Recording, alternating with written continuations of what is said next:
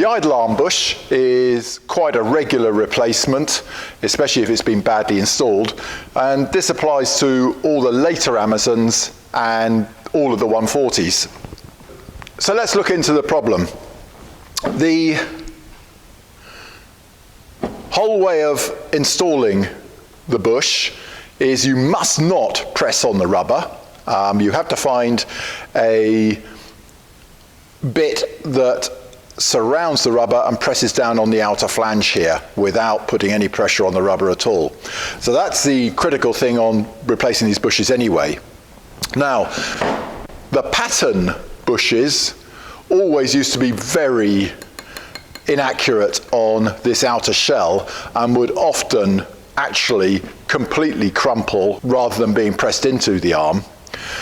Unfortunately, this is a genuine Volvo packaged one and has exactly that problem. So I suspect the Volvo packaged bushes are now exactly the same as the reproduction ones and have this issue of the diameter of this shell being just marginally too big to press in cleanly. And the giveaway there is, if you can see, that is no longer a flat flange that has paned over because of the excessive force required to drive it into the arm.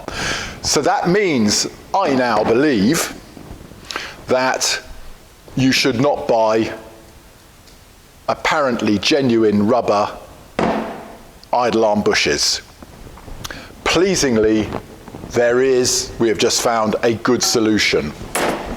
This is a SuperPro polyurethane idle bush. And if you look at the flange here, I've drifted that in without rolling over that metal flange at all. It's gone in cleanly and I haven't damaged the polyurethane here, and then the inner shell simply gets lubricated up with silicone grease and pressed in by your thumb.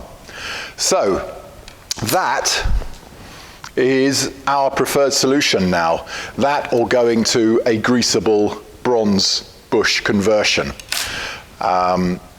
So there we go. I reiterate though that this is a very reputable company that we buy these from. There are two really good companies out there that produce polyurethane bushes. One is SuperPro, the other one is our usual one, Superflex.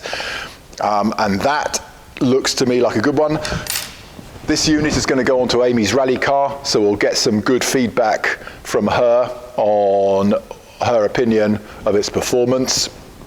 And yeah, that, I say, don't bother with anything, even if it's Volvo packaged. It looks like it's pretty badly produced now, so I would not trust a rubber 671444, whether it's Volvo packaged or not.